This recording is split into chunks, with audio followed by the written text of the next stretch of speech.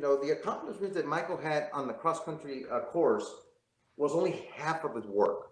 The other half was in the classroom, which Mhm. is probably more important than the running. Yeah. Because if he doesn't have the grades, he's not going anywhere. And I believe that in the Valley, there are specifically three sports that, in our culture of Hispanics, Right. that we are excel in. Number one is cross country and distance running, obviously. Okay. Number two, soccer. We get state champions all the time Oh yeah. here Yeah. in the Valley. We have some of the best players in the state. Baseball's another one. We go deep in the playoffs in Yeah. baseball. Baseball. But very few of these kids end up going to college because of their grades. Now, the parents, when they're little, oh, I got to go to Houston. I'm taking them to an elite tournament. I'm taking them to a camp here, a tryout. Y los grades. Make sure you pay as much attention to the grades because if they don't get good grades, ain't going nowhere. They're going to be very good baseball players, and the highlight of their life was in high school. No, no, no doubt about that. Let me give you one. I don't know if you've seen me rant. I went on YouTube and this show once all by myself. I said it yesterday to E Rush or 2 days ago to E Rush. There's a personal belief because of what I've seen. I'm not Okay, just making this up. This is what I've seen. We still, for example, let's say most of the male really good soccer players, Bronzeville, and different areas, Valley View, different areas. correct. First generation, they're really good at soccer. They speak Spanish at home. Their parents speak Spanish at home. Mm-hmm. They get into a bilingual dual program in whatever district it may be. And then in sixth grade, they come in reading at a second grade reading level English. Correct. And they see the STAR test for the first time all in English. Correct. To me, whatever districts are doing that or parents that don't know, especially those soccer players, it's an injustice to them. I agree. It's an injustice to them because my advice to any parent, dad or mom that has those soccer players, I would tell them get them after second grade. I understand the pre-K, kinder first, get them in there, introduce them. Second grade, hey, you're going all English. That's enough. Because if you talk Spanish at home, you watch TV in Spanish, you talk to your friends in Spanish, you talk to your whole family in Spanish, everything you do is in Spanish, except for the little 30 minutes, 45 minutes, 3 hours every day, other Correct. day, and bilingual, Mm-hmm. we're not helping them Mm-hmm. set up the grades and the GPA for the university level. Because I've seen guys that are playing D2, JUCO because of their grades, Correct. not their talent. Correct. But I always go back to, well, how can they get really good grades when they're struggling with the English language and they kind of really, really get the real start in sixth grade instead of Mm-hmm. second grade? What do you think about that comment? Mira, I grew up speaking Spanish. I went to Oh, school for me the first too. time, 4 years old. I didn't know a word in English. Okay. Nada. And I struggled in high school. I almost flunked I was an English teacher. I did that just to prove that I could do it. I was an English teacher. I was certified to teach English, history, and PE. Those were the levels that I was certified in. Elementary ed was the degree that I got in, and then I got certified in the other areas too. To do secondary, um, one of my college professors brings me in and says, "Tino, this is terrible." Shows me my paper. "This is terrible. How did you get this far?" I was already a junior in college. And I said, "What do you mean?" He goes, "You don't know how to write." I don't. He goes, "No." But because my primary language was English, I mean Spanish. And then I struggled with the English. I went home, it was nothing but Spanish. And so I made a decision that I was not going to speak Spanish to any of my kids. My kids are not bilingual. I taught them English only. Really? They don't know Spanish. Whatever they know is from their friends. Wow. My ex-wife and I would have that discussion. I said, "Look, I struggled because I had limited English capacity. Right. I'm not going to do that to my kids." Yeah. And so from my experience, I decided not to do it. Then I get my degree in elementary education.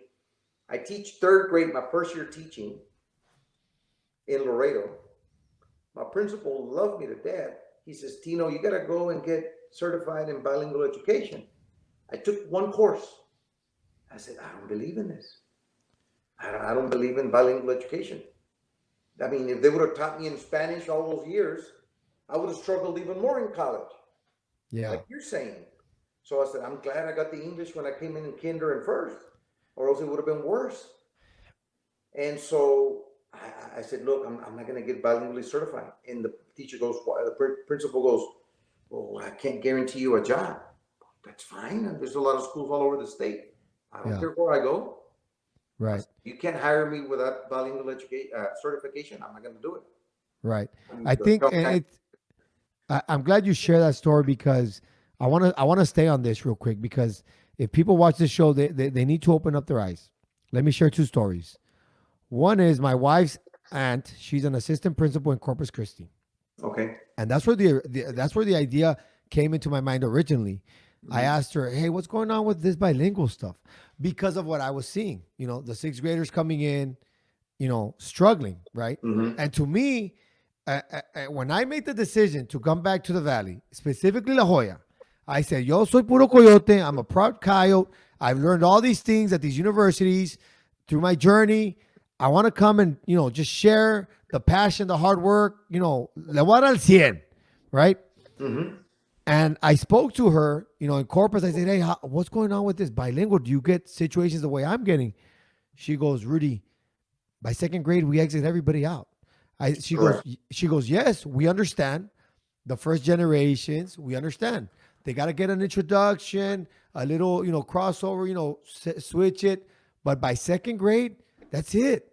Our goal, she goes, our goal is to get everybody out by the end of second grade. Now, you do have the exceptions that your first year in the United States is in second grade. Okay, we understand. You're going to go third, fourth, and that's it.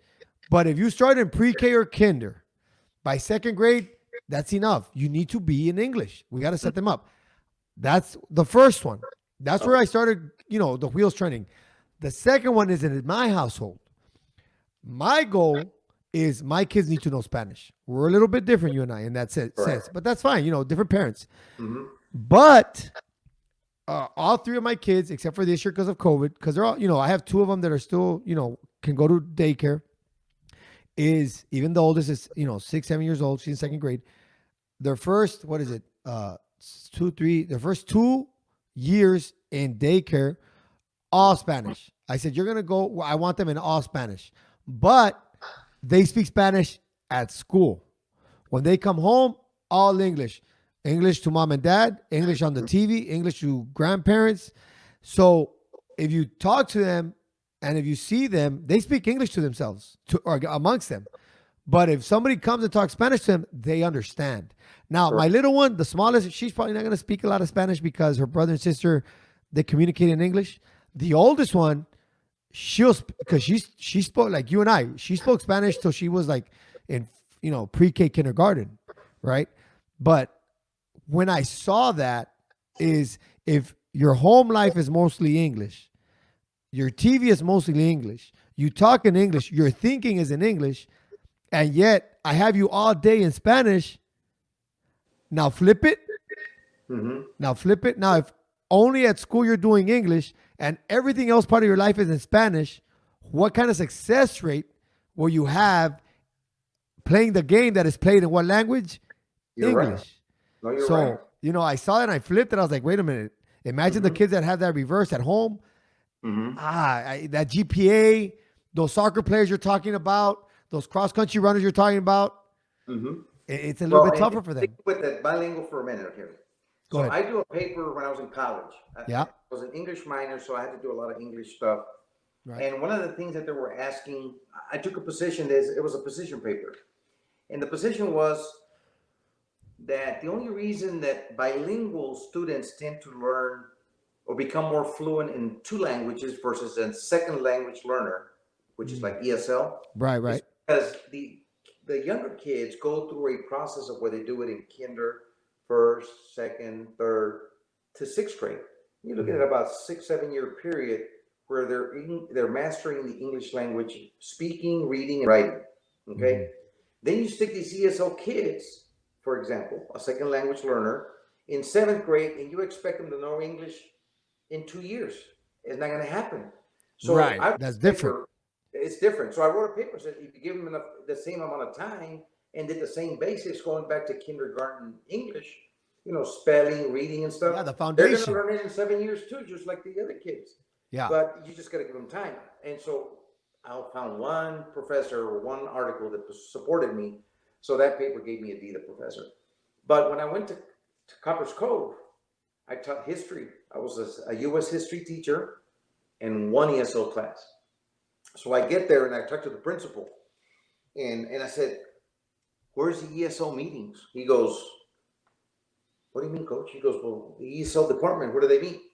"You're it." I'm it. He goes, "Yeah, you're the ESL teacher in the whole school."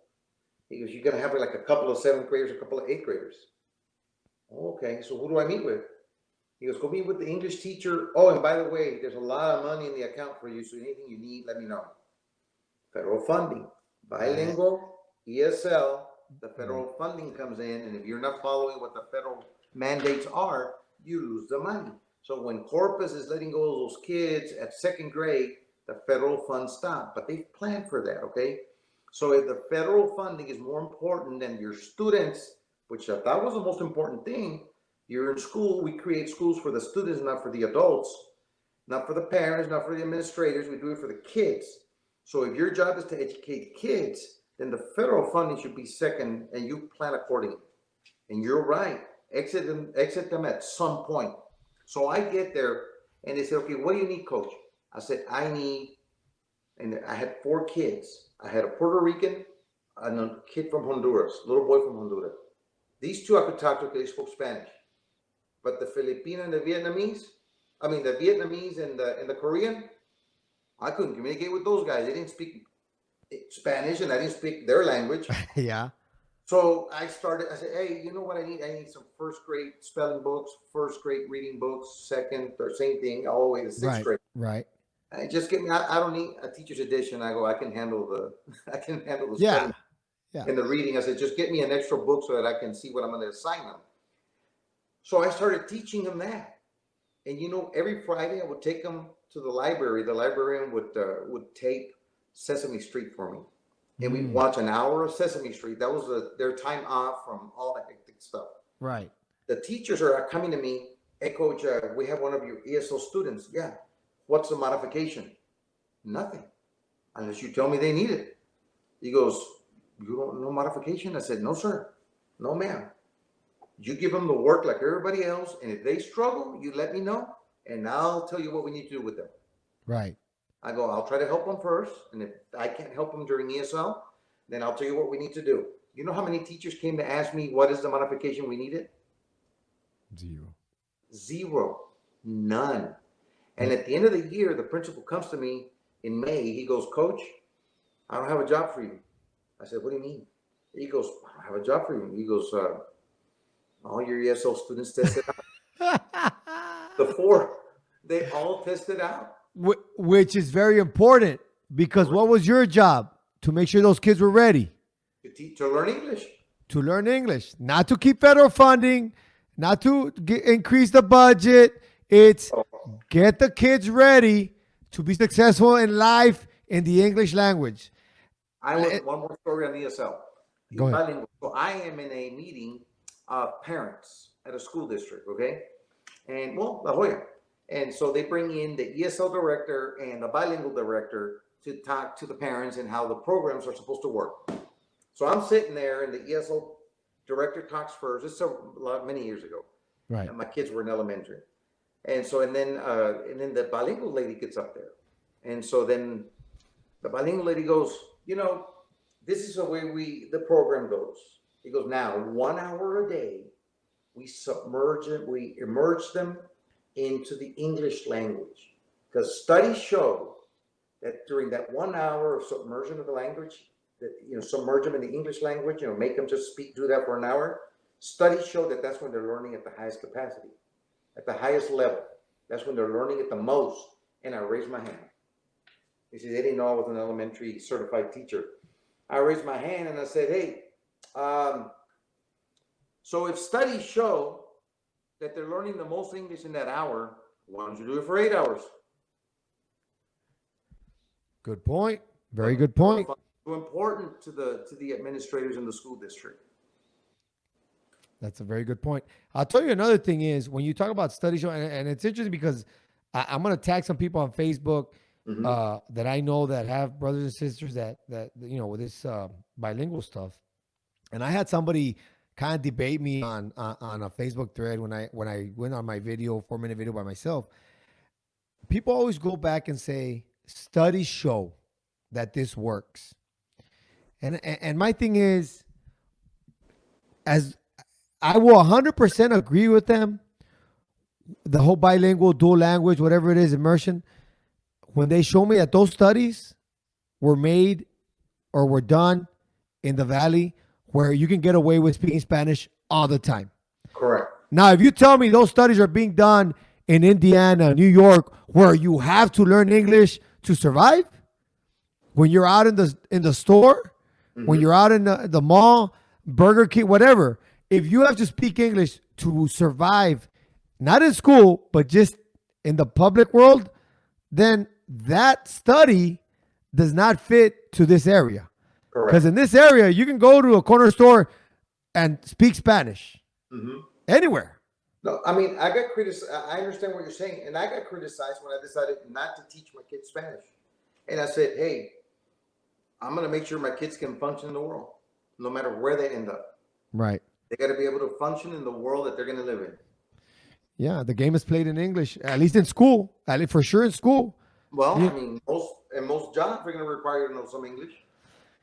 Yeah, maybe mostly English, some Spanish, but not all of them. It just depends. So yeah, man, it's the business that I'm in now.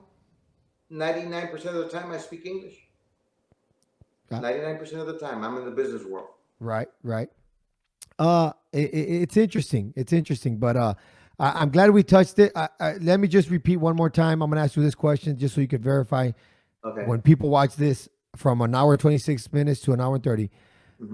Let's repeat this one more time. You mentioned there's federal funding as long as there's kids in ESL or ELLs. Is that correct?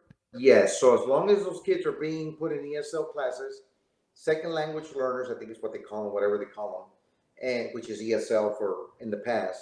Second language learners or bilingual learners, if you have kids that are identified as that have been placed in those classrooms in that category, federal monies come to the school districts. So you're telling, that's a fact. Right, that's a fact. So when they exit out, when they exit out, you're losing money per individual? Correct. That exits out. That is very interesting. So